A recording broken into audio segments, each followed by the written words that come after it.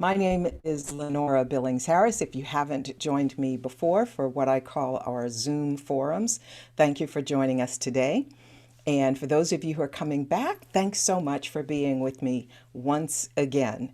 Today, we're going to be talking about candid conversations. It occurred to me, actually, it occurred to my husband that this would be the best time to have this type of Zoom forum as we are coming up on Thanksgiving and all the rest of the holidays, where you may be coming together with friends and family that you haven't been in the same room with for 18 months or more. And inevitably, there will likely be some conversations that come up that could be considered uncomfortable. And what I have found doing this work is most of the time, people will avoid saying anything instead of having the conversation, in which case only one point of view gets across based on the person who is speaking. So to get started, as I mentioned a moment ago, if you have any questions, please use the Q&A box to send the questions to Jen. She is our co-host today. She's on my staff and keeps all of this going. And Patrice is on the call as well today, and she really makes all of this happen. So the messages that you've gotten to get registered and so forth came from Patrice. So thank you both for making this happen, because you know that I wouldn't be able to do it with all the technology involved. So I really appreciate that. But go ahead and send questions in. We'll have a couple of times to stop specifically to answer your questions. All right, so to get started, we're in the welcome and agenda right now. And then I'm going to define what a candid conversation is. You've probably heard lots of different terms, so I want to be clear on how I am approaching it today. Then I will share with you my specific technique called Listen. And then we'll talk about some of the do's and don'ts in creating safe spaces, and then possible next steps. I'll have some resources for you to possibly use. So what I know to be true, and for those of you who have attended some of my virtual or in-person workshops, I always ask the question, why is it hard to talk about diversity, inclusion, race, bias, all that kind of stuff? And the answers are always having something to do with our need to belong, quite frankly. In other words, a lot of emotions come up. We don't want to say the wrong thing. We don't want to offend other people. We don't know what to say. And we think we're going to be judged. Well, we are going to be judged. And what I realized was lots of times we just don't know what to say. So without creating a script, I'm going to share with you some pointers on how you can determine what, if to say anything, and then what to say when you do. But first and foremost, realize that when you're talking to someone and they raise an issue that's a trigger for you, you know, your shoulders are going to go up, or your hands are going to get sweaty, or you just get really tense. That's your emotion trying to keep you safe, essentially. Fear, fight, flight, or freeze. And if you're with family members, you probably can't flee, even frankly, if you're in the workplace, because I'm going to be relating this technique to both how you can use it in the workplace with colleagues, as well as how you could use it with family members. And fleeing is not necessarily what you will want to do, but oftentimes those emotions will make you shut down. That's the freeze. So we want to get past that freeze mentality. First and foremost, candid conversations are not arguments. And this is where the danger lies. Because when someone makes a comment that's a trigger for you, most often what happens is the person makes a comment and the other person is trying real hard to convince them they're wrong. Well, you probably have already experienced, either directly or indirectly, that trying to make another person wrong when they're sharing a strong opinion does not work. And so that's what we need to back away from. It's their opinion or their belief. We do want to share our opinion or belief, but the moment we start judging the other person by pushing our opinion on them, the more they will freeze in space, in the space, meaning they're going to dig in and be steadfast. So just pushing harder doesn't work. We want to figure a way to do something instead of pushing harder. So here's a few definitions. First of all, candid means truthful and straightforward. And that's what I'm talking about here. I didn't call this courageous conversations because courage, I think, and courageous conversations kind of gets overused. Having a conversation with someone shouldn't require courage, even though you might be a little nervous going into it. But I like to kind of reserve the word courage for other types of situations. Now, I know some of you might argue with me even on that, but candid conversations, I'm meaning here is you are going to be authentic, you're going to be truthful in what it is you say, and you're going to be very straightforward, because being straightforward doesn't mean being rude. And then conversation is an informal talk between two or more people to exchange ideas. Here's the thing, it's exchanging ideas, not just pushing one idea or another on somebody else. It's that exchange. And I know we all have at some point in time, either in high school or college or at work, took some lesson on active listening, right? We know some of those steps. But when we hear trigger words or trigger phrases, that's usually when we forget about that active listening. What we end up doing instead is just hearing. Now, hearing happens whether you want it to or not if you don't have a hearing disability, right? You're going to hear stuff. Now, as it relates to bias, your brain hears it all. It just takes it all in, even if you're not consciously trying to hear some things. And then later, if it's just stereotypical comments, for instance, that you're hearing, your brain will grab that when you need to make a decision later, which is why we want to have a diversity of opinions and perspectives so that we have lots to consider when we need to make a decision about other people. Hearing is generally involuntary and it's effortless. You can't not hear, again, unless you happen to have a hearing disability. You're going to hear. And when we're in conversation, or when we think we're in conversation with other people and we think we're listening, if all we're doing is waiting for them to put a period at the end of their sentence and kind of take a breath so we can jump in with our point of view, that's not really listening. That's just hearing. What we want to do instead is listen. And listen takes energy. We have to be focused, and it has to be intentional. And so all those nonverbals that you have learned over time that help you communicate nonverbally that you're listening are really important, especially in these candid conversations, because usually both people feel somewhat vulnerable. So the more you can show that you are actively listening to the other person, the better. So I see that there are two types of candid conversations. One is when you want to initiate a conversation to improve relationships, particularly in the workplace when you're wanting to learn more about inclusion, or you're wanting to be a coach or an ally or an advocate to someone, particularly when you want to diminish those microaggressions, those subtle things that happen in the workplace, either verbally or non-verbally, that tend to exclude other people.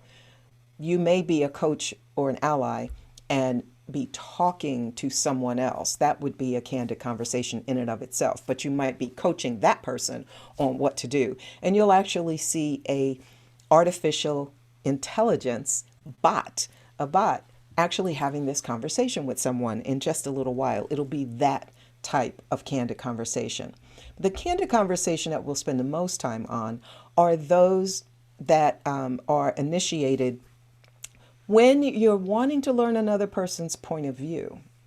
And oftentimes, though, at least what my experience has been over these last couple of years, is that in the workplace, the person who feels like they don't know enough information about a group, a particular group, will then grab somebody from that group and ask them 20 questions. So over the last, 18 months or so, with everything that's been happening in the world, in a lot of organizations, I've heard people tell me, well, I have 3 Black friends that I work with, and so I want to have a conversation with them so they can tell me what it's like in their world. What is it like to experience the workplace and even in their community, being a Black person, for example? Well, it's really not their job to educate you. And I don't just mean that relative to ethnicity and race. But once you've done some homework, once you have taken some time to learn about people who are in the LGBTQIA plus community, for example, or people who are a different ethnicity or race than you are, once you've done some homework, you've read some books, you've listened to podcasts, you've watched some documentaries, you've gathered enough information that now you're even more curious, and you've done the work to get a sense of what it feels like to be the other, whatever that is, meaning you're the only one in the room and everybody else is different than you, then after that, you're ready to have conversation with an individual or a small group of people, to have this type of candid conversation. Now, on this list where I have politics in particular, that's most likely going to come up in family conversations. And as people share with me, not everybody in the room agrees on some of the things that are going on. So I'm not going to do what often happens. I'm not going to avoid talking about politics, although I'll be just referring to it as it relates to the technique that I'll be sharing with you. So just in case you need to use it as it relates to politics. So what then is the process? Now remember, listening is an active technique and something that you do actively as opposed to just hearing. And having an effective, candid conversation is the same. It isn't going to happen organically. It's very much intentional. And there are several factors to consider. The first of which is to create safe spaces. Now, if you're with family members and you're around the table and you're having Thanksgiving dinner, that's the space. It's not anything much you can do about that as it relates to the conversations that might come up. But as I said earlier, I'm going to talk both about the workplace as well as what you may do with what may happen when you're talking with your family. And so in the workplace, when you intend to have a candid conversation, it's really important to do it in a space where there is no power transmitting, meaning if you're the senior vice president and you want to have a candid conversation with somebody who's 2 levels below you in the organization, it's better to have that conversation not in your office. Have it somewhere else, somewhere private, but somewhere where both of you are more equal. It's also really good to have the conversation sitting around a round table, if possible, instead of a rectangular one with one of you sitting at the head of the table. But if you only have rectangular or rectangular tables, then sit across from each other so that you can see each other very easily. You also want to make sure you're having this conversation when you won't be interrupted. So not looking at email, not taking phone calls, not looking at all the other things that distract you these days. Now, this can be a little bit easier in the virtual world because you can have a candid conversation with just you and that one other person on the call and just get rid of the other distractions, as opposed to, I know some of you are going back to the physical workspace and people are walking around and all of that type of thing. So really think about where you want to have this conversation. And frankly, even with your family members, if something comes up during the mealtime and you do want to further the conversation, the candid conversation, you might invite that family member to come chat with you in more detail. And then you do that offline, so to speak. You do that in another room. That can be also very helpful. Consider next the 4 A's. The first A is assume positive intent. Now, I know when some people say some things, you may roll your eyes and think, I can't even believe they said that. How could they possibly believe what they just said? But here's the thing. Each of us sees the world through our own lens. In other words, we see the world the way we are, not the way the world is. So when a person is sharing a very strong belief, they actually think that other people believe the same thing, and some people do. And we also have a tendency to think that everybody sees the world the same way. Therein lies the clash, right? And that's why these biases, unconscious and otherwise, get in the way. Because of course you see the world the way I do, right? Wrong. Each one of us is a culture of one. No two of us are exactly alike, because each one of us has so many dimensions that make up who we are. So, for example, how I mean that is I'm African American, I'm female, I'm married, I'm child free, I'm from the Northeast, I've been fortunate to travel to many parts of the world, and all of those things define who I am and how I see the world. And you have your own diversity dimensions that make up who you are. So clearly, I see things a little bit different than someone who hasn't moved all around the country, who hasn't been able to travel outside of the country or maybe doesn't want to. And that's not wrong, that's just different. So one of the things we want to consider is, their intentions are good. But what we do know from in the workplace in particular, but really as it relates to all of us, is intention is not enough. It's about impact. And that's why these candid conversations are so important. But still view the person as a human being that has positive intent. Most people do have positive intent. Not everybody, but most people do. Next is you could choose to avoid. That means avoid the conversation altogether. Now, if it's somebody that you work with on a regular basis, probably not a good idea to avoid that person. If it's somebody in your family, however, and you only see them one time a year, that might be when you decide to avoid the conversation altogether. It might be. Or even better, if you're walking down the street and something happens, that might be when you decide to avoid a conversation, which could quickly turn into a confrontation. I'm not saying all the time, because there are things that happen in public where sometimes you really do need to speak up as an ally, an advocate, or just speaking up for yourself, right? But you can make that decision. There's no right or wrong. There's no absolute way of following how you determine to avoid or not, except for one thing.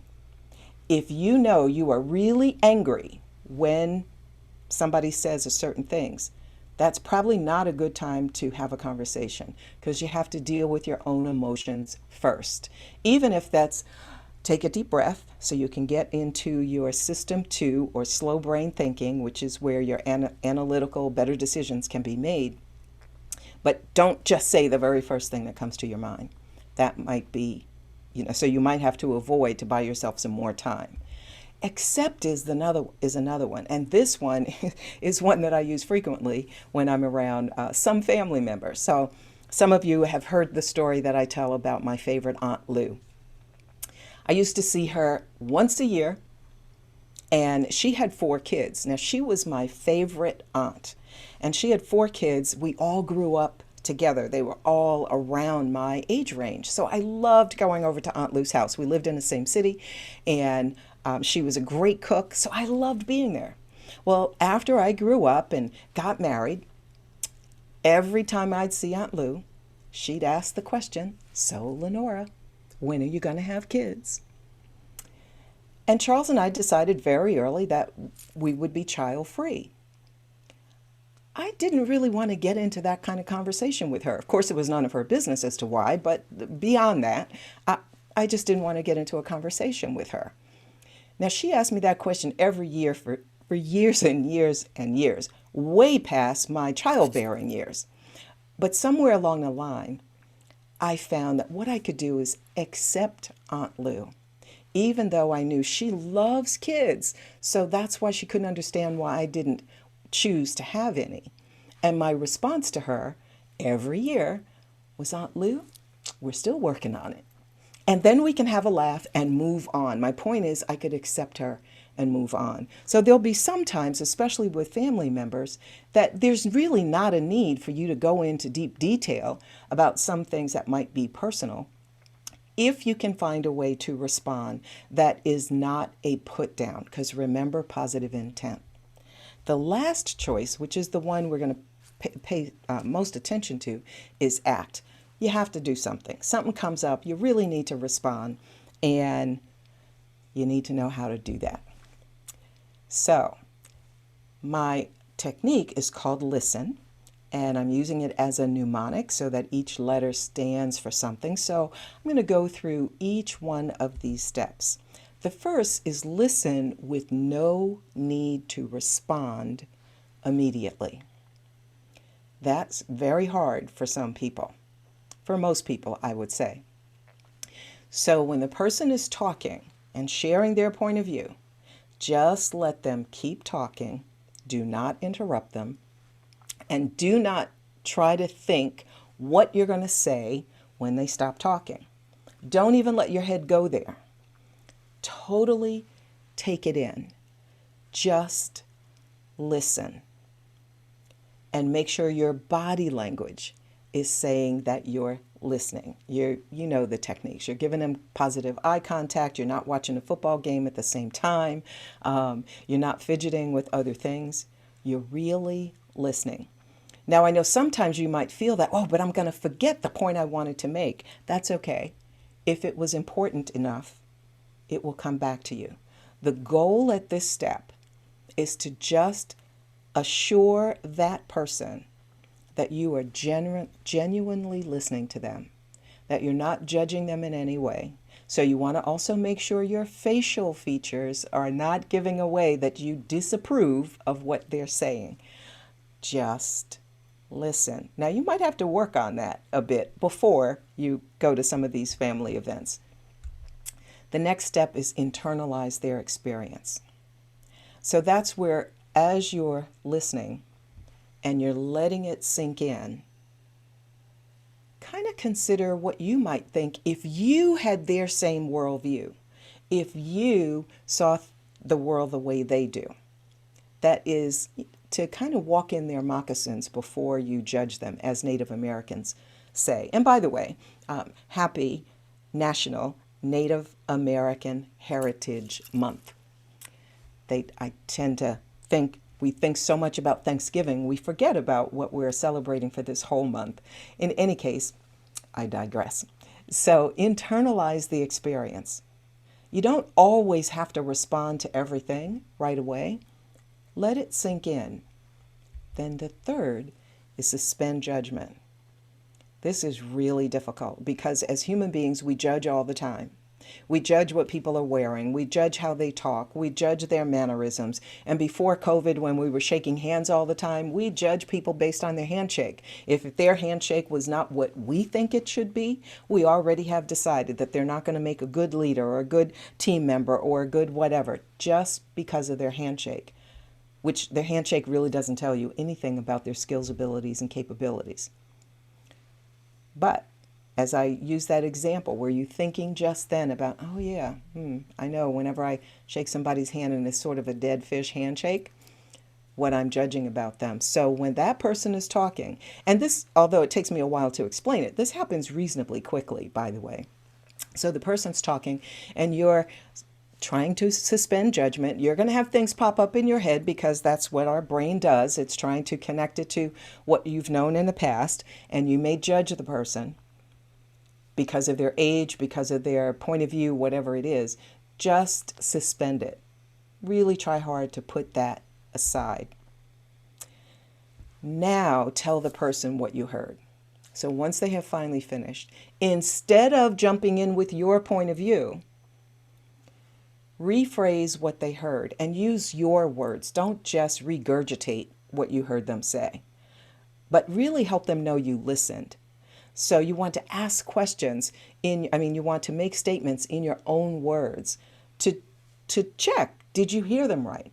Because this might be the moment where the person who was speaking first can clarify, no, I didn't mean that at all. And that can take you down a whole different road. So this is really where you want to show you are really listening and share back with them in your own words. And this is, of course, also where you can ask some questions. Clarify some questions. Clarify what you heard with more detail. So, for instance, you might say, well, you said XYZ. Tell me more about that, to get them talking more, going deeper. Or anything that you might want to clarify. You might say, can you clarify? Help me understand why you see this way. And other questions like that. Because that really says to the person, you are sincerely wanting to understand their point of view. And it also makes that connection where belonging is the most important thing. Researchers are finding it's the most important thing to human beings. So it really says they belong. And then there's next steps. So where do we go from here? Now, in some cases, like if it's with family members, it's a matter of continuing the conversation. And then you may have to end it with, I appreciate you sharing all of what you shared. We're just going to have to agree to disagree. That might be the next action. In the workplace, usually it does mean that a person is going to take some steps to rectify the situation, whatever it is. And it may mean both of you are going to take some steps.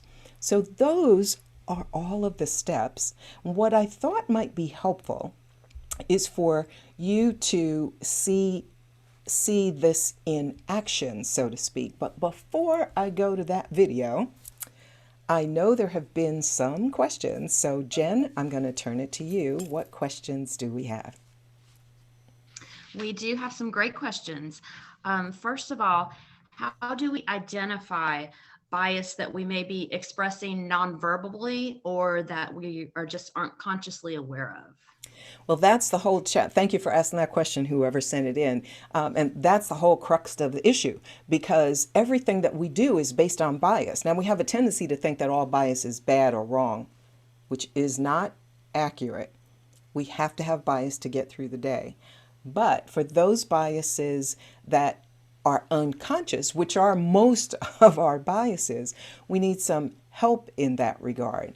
We need to be willing to be vulnerable enough to hear different perspectives and points of view. And that's why having these candid conversations is a good thing, because if you're having a conversation with someone whose point of view is very different than yours, that doesn't make you wrong. It just gives you more information to be able in the future to make better decisions. I was just at a gathering this weekend with some friends of mine, and it was 6 women coming together for our friend giving dinner instead of Thanksgiving, friend giving dinner. And one person happened to share her point of view on a particular thing. And we all listened. And I could see some people just kind of shutting down, like, I don't think I want to go there. But one person said, I disagree. After we had, really listened, I disagree. And here's how I see it. Now, my point is, the person who spoke up really had heard what the first person said and really then shared her experience, which I think really impacted all of us on how we each could, it's not right or wrong, but that different perspective was very important in helping us think of it a different way. So I hope that helps. Jen, another question? Yes, absolutely.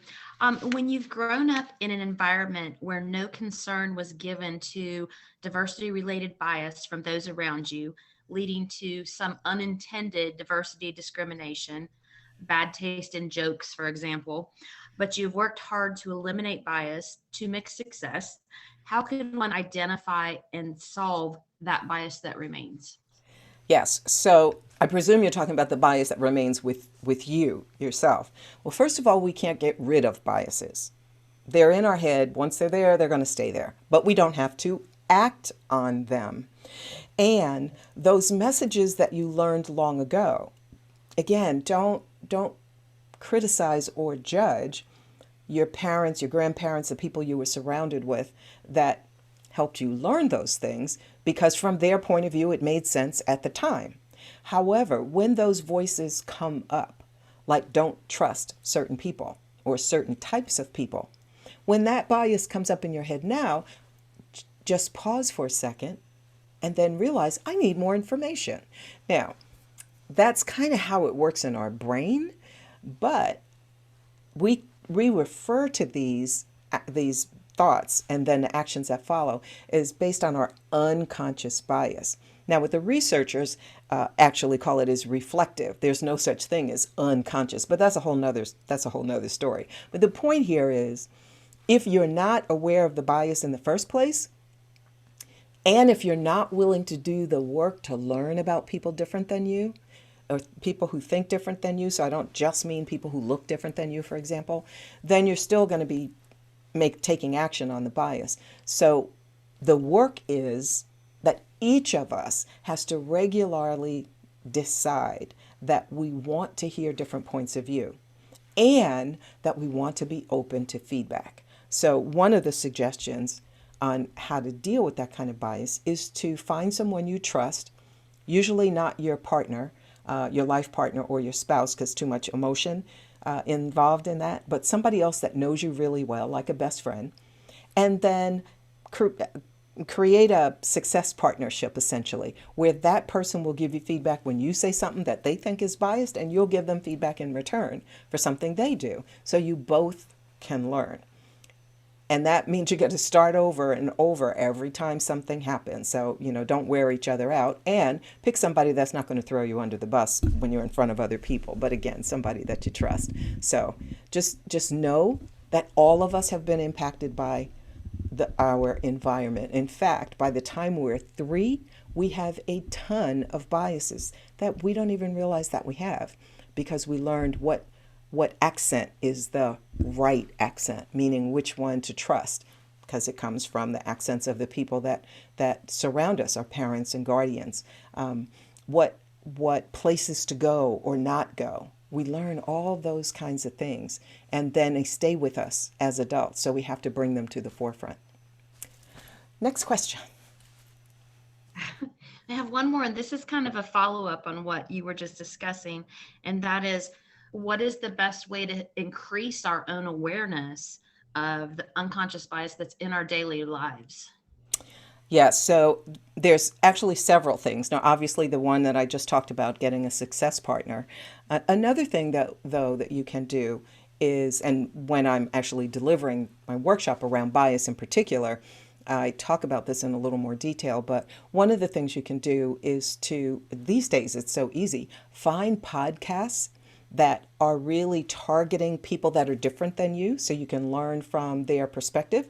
So some of the podcasts I listen to are hosted by millennials and Gen Z, because I'm a baby boomer. And so I want to learn some of the language, and these are not podcasts where there's a lot of cursing or anything like that, but they talk about all types of current events, but from their perspective. So find podcasts that you can listen to audiobooks, read books, of course, if most people don't have time these days, it seems, but read books, read different newspapers in your community online. So not just the main newspaper, but look for some of the community newspapers, like the newspapers for African Americans, the newspapers for Latinx community, so that you can learn different perspectives of what's going on. My point is that take the time to do some work. You don't have to overwhelm yourself. Pick a group that you don't know much about, or that you have bias about, and then learn about that group. One other resource that I'll mention now so I don't forget it later is there's a free assessment that you can take online. It's called the IAT, the Implicit Association Test. It's put together by Harvard University and University of Virginia. It's been live online now for several years, so there are many different tests that you can take. And once you register, once you get in, you don't have to go through the whole registration process each time you take a test. And they have lots of them. So once you get in, you could take a test on race, you could take a test on LGBTQ, on different nationalities, political. There's many different ones to take. So pick one, and then what it's going to do is to help you uncover bias that you might not have known you had. Meaning, it's not calling you a bigot or anything like that once you finish and you're reading your report. Rather, it's simply telling you what you're comfortable with, what your tendency is. And when you learn that, then you're more aware. And when you just go through everyday actions, it'll come more to the forefront. So don't take it and then deny the response. Most people don't like their results. Just know that it's telling you you have a tendency, and then you can work on that. Okay, that was question number 3, right? It was. We're Okay, all set for great. now. Okay, so we're going to watch a video. Now, let me give you a little setup on this. So this video clip is from a bot that has a problem, meaning a artificial intelligence, right? So the person with the problem is going to be coming to an associate. So when you hear kind of a choppy talking, I think the bot's name is Jessica. I can't remember quite at the moment. But when the voice is kind of choppy, that's the bot talking. That the bot is the one that has the problem they need some help with. The other person talking could be you. So in this case, though, what's really neat about this is you can just watch the person having the conversation, and you're going to have a picture of both people. So this process follows my listen process. So as you're listening to it, just really pay attention to how much the real person is following the steps to give coaching advice to the other person. It's going to take about 3 minutes. So here we go.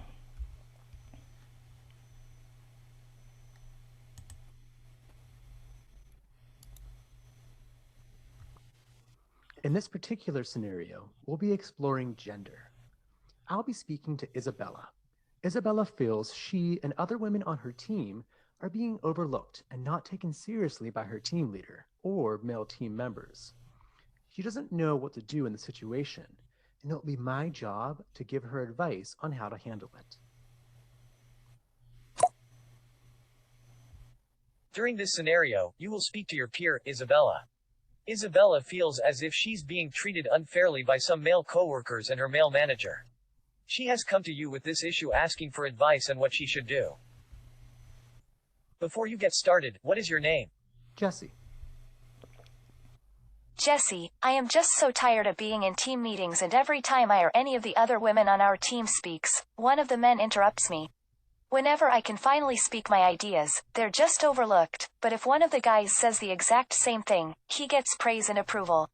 I am just so sick of being passed over in favor of the men, and it doesn't seem like it's gonna change. What should I do? That can be so frustrating. Have you mentioned this to the team leads besides me? What's the point? They're probably just going to tell me that I'm not being assertive enough, or that I need to step up and show them what I'm worth. I don't feel like there is much they can do about it, to be honest. I hear what you're saying, and it's true, there are a lot of male-dominated departments. Are you aware of the policies and procedures concerning situations like this? I am aware, if you mean all the anonymous services that let me report a problem. But I think that would create an even bigger issue for me, as it would be easy for them to figure out who I am, and then things will get even worse. I hear what you're saying, and if you're presenting the same ideas that the men are, but they're getting the credit, that's gender discrimination. Uh-oh, that was me. Sorry about that. I accidentally touched something. Let's see if I can undo that. I'm not sure if my manager is being biased, but it definitely seems that way. He doesn't appear to value women's opinions and ideas as much as men's. I think it'd be helpful for you to talk to the team member who's taking credit. Starting there may be a great way to begin a conversation. If that ends up being discrimination, We have policies and procedures for you to report those behaviors. I am just not sure what to say exactly in the first place. I want to address the issue, but also don't want to cause an even bigger issue among my male colleagues. It can be hard to start the conversation, and I'm here for you. But there's a good chance your team members don't even realize that they are acting the way they are. Try talking to your team. You may be surprised at the results. All right, but then what do I do if they are purposely ignoring me? If that is the case, then that's discrimination, and you need to tell HR and lift this up a few levels. It's one thing if they don't realize they're doing it. It's totally different if it's on purpose. You're right. I'll try to get a meeting with the manager first, and if I'm not satisfied with my manager's response, I'll go to HR to find out what I can do about this. Good luck. If you need something or someone, I'll be there for you. Just let me know. I'll let you know how it goes. Thanks. Okay, so that, of course, was a work-related situation and a situation where Isabella was coming to her colleague for some advice. And in particular, I hope you caught it at how he really actively listened to her, how he clarified not clarified, but made sure he was hearing what she was saying, that he was interpreting it correctly. Now, in this case, he was giving her some coaching, some advice on what she could do. Additionally, she happened to say several things that showed her bias, like, what's the use? They're just not going to listen to me. I mean, she said several things that was showing her bias. He didn't denigrate her in any way. He just listened and then really thought through together with her, what can we do in place of that. Now, that's how it could work in the workplace, whether you're the person's colleague or you're the person's supervisor or what have you. The key thing is to think through how you can really listen, and then based on where they are in their thought process, what's going to be the best next step. Because in the workplace, what I find to be true is when things happen, folks don't know how to talk about it directly to the person, and so they rush off to HR, which elevates it to a formal complaint. And the whole idea in the workplace is for all team members to be able to be comfortable and feel safe enough with one another that they can have a conversation, share their point of view, hear the other point of view. And if somebody does say something that lands in the wrong way, or in this case, the guys were constantly interrupting her or not listening at all, then she could feel safe enough to speak up. And in this case, the way the person gave her advice or coaching was to go to the individuals first instead of elevating it to HR. Now, in the workplace, in the home environment, it could be a little bit different. And so somebody might bring up something about the pandemic, for example, and you probably have very strong feelings about whatever actions you've taken to feel safe, and other people may have very different actions to feel safe. Remember, when things like that come up, or when political things about individuals in elected offices, for example, come up, take a deep breath first and then really try to gather the information and respond specifically to what they were talking about and share your different point of view. You can do that without making the other person wrong, but you really want to make sure they heard you, that they know that you really heard them first, because that'll also help them to calm down, because they're probably used to people, if depending on what their opinion is, people coming back and trying to change their opinion. You never know. You might change their opinion, just not in front of everybody else. They might have to think about it. So we've got time for a few more questions. Jen, what questions do you have? We do have a couple of questions that came in.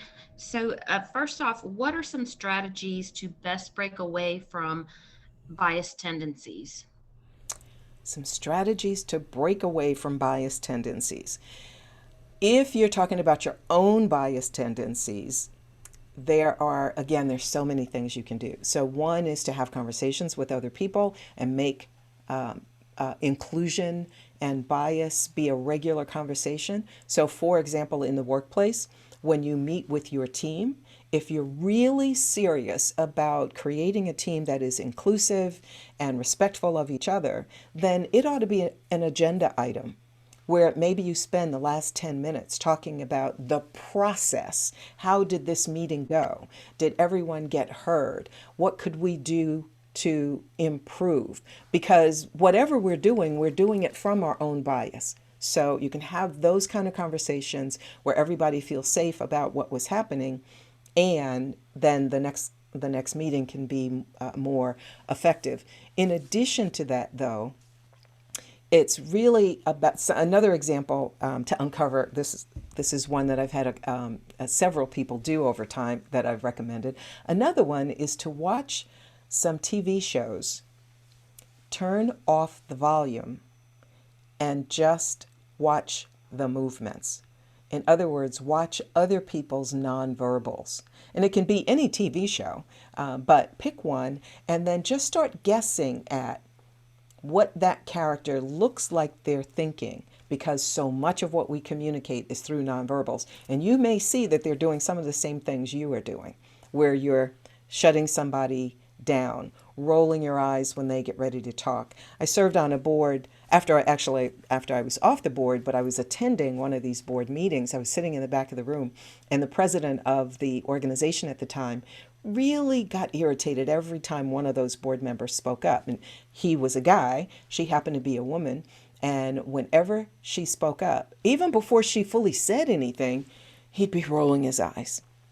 And over time, she knew that he really wasn't listening. And of course, some of the other board members followed his lead. So you want to be careful about those nonverbals. You want to own them and then change them. But a fun way to just look at them in general is to watch TV without listening to the words, because you will be paying more attention to the words. That would be a couple examples of things you could do. Another question?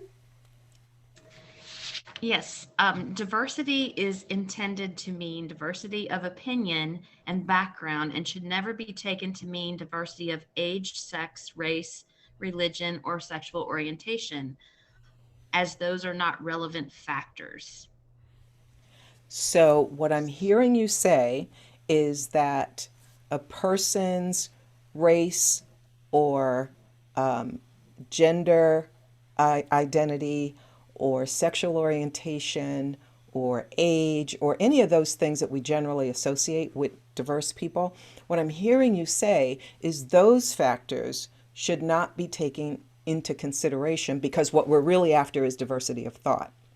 I hope I heard you correctly in that question. So, diversity of thought is ultimately what we want in the workplace and even with our friends. We want different perspectives. Here's the challenge.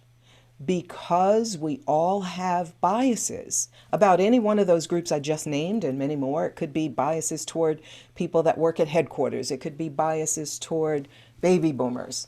That is, we have certain beliefs about these different groups. If we ignore those dimensions, then we're not accepting that person's point of view. So, if we're wanting diversity of thought, we first have to create that space where everyone else in the space feel they're valued and respected, whatever package they come in. So, you can't have diversity of thought if you're not going to openly value the people in the room.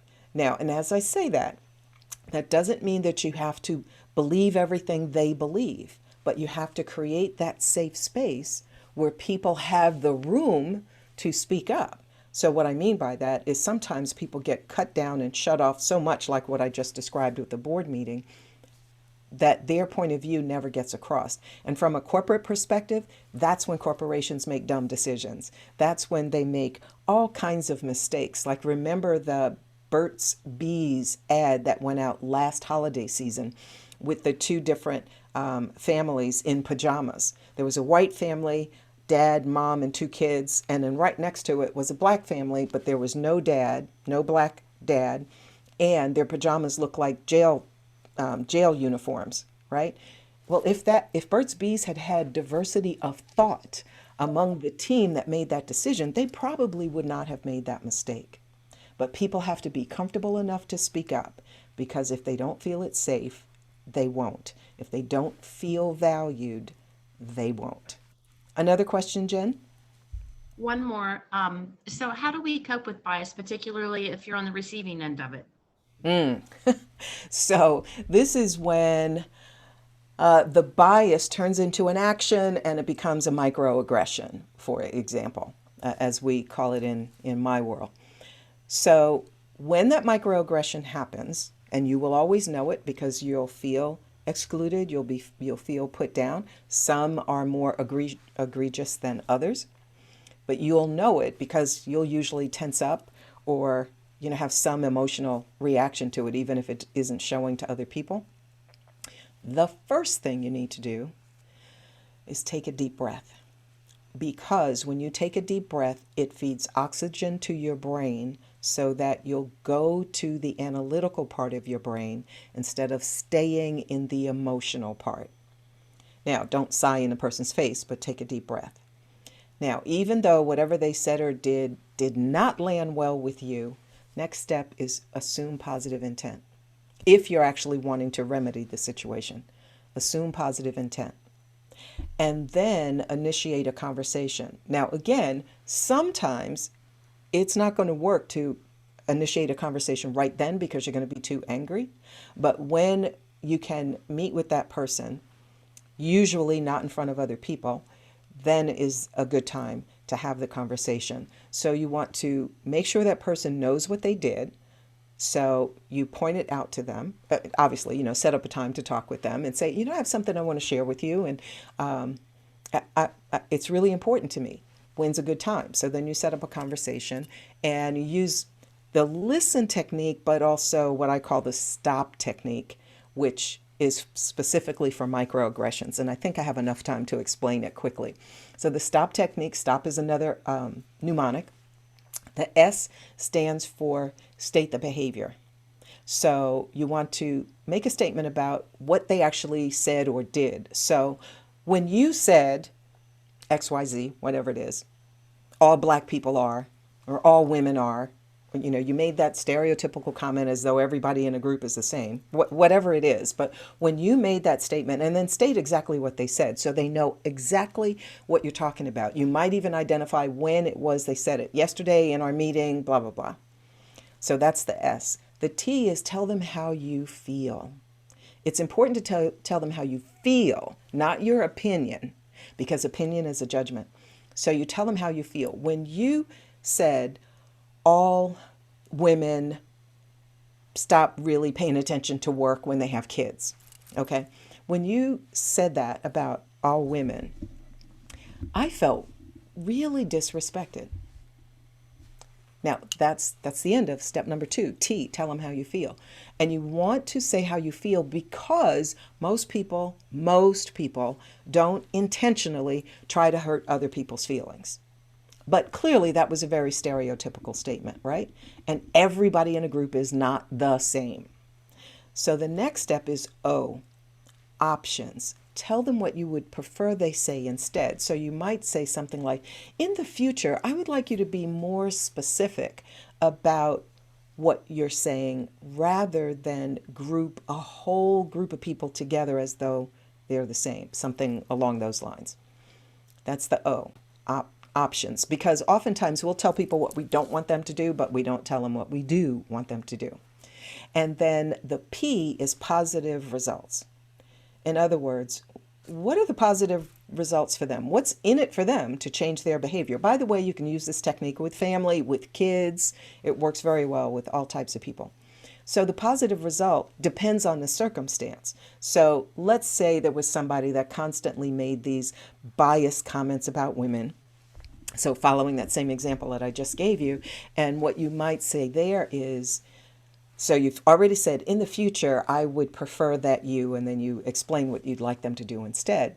And then the positive results is because, Sam, we get along great, generally speaking. And if you're willing to work with me on this, that phrase is important, work with me on this, I think that I'll be able to pay even more attention to what you're sharing when you're sharing your great ideas. Now, here's the thing. What you're asking them to do is you're asking somebody else to change their behavior simply because it didn't land well with you. So it's important to say, if you work with me on this, you're showing them that you're owning the problem. It's, this is how it lands on me. You're not speaking about anybody else. So it's one-on-one. You're giving that person feedback. And then you want to reiterate, are you willing to work with me on this? Because if they say no, it's a bigger problem. It might be something you have to go to HR about, depending on what it is. But most of the time it isn't. It's something that you can resolve right then. And then what you want to do is give them positive feedback as soon as they start behaving differently, so that they know this was, in fact, very important to you. So I hope that helps. I know I went through those without some visuals, but you'll be able to listen to the tape again and you can catch it then. So Jen, any more questions? We're all set right now. Okay, we're all set. Thank you so much for sending the questions in. I do want to share with you a few resources as follow-up to this, next steps. So first, you watched a bot that is put together by a company called T-Tech, rather, TTEC. It's by T-Tech. And if you're interested in learning more, just send me an email and I'll be happy to connect you to the person within T-Tech that can tell you how this operates. Now, these are just an example of some of the bots that they have put together, and they show a negative example and a positive example. What is so wonderful about this particular service or platform, I should say, using artificial intelligence, is that the bot, the Isabella, the one that was talking, she talks based on whatever you are telling her live. So you literally would be talking to your computer. And so it's not watching two people talk, it's you and the bot. And the bot will respond based on how you talk to them. It's very safe because, you're not having to role play with another human being, and you'll get a report on how you did. And then you can learn from that. So lots of organizations use it and put it on, use it for all the employees to practice. So again, if you want to learn more about that, just let me know. And then a couple of books that might be helpful to you: Critical Conversations and Courageous Conversations. Have lots of examples, many more than I could ever go through in our short time together today. And both of those two books, the one in the middle and the one on the right, are audiobooks as well. And Sarita Mabin's book, If You Can't Say Something Nice, I'm not sure if it's an audio book, but I'm pretty sure it's an ebook, and all of them are ebooks. So those would be good examples for things to do as a follow-up to this as well. I would love to stay connected with you. So there's my email address again. Feel free to send me a note. I would love for you to follow me on Twitter as well. And Jen will put in the chat how you can register to receive my news brief, which is a summary of diversity and inclusion related news, U.S. and around the world. So it's not just an article from me, but it's lots of information because I know you don't have time to read it all. That's my job, is to put it together and send it out to you. And it comes out once a week. I so am thrilled at how many of you took the time out of your day today to be with me in order to learn this technique. I wish you a safe and healthy holiday season.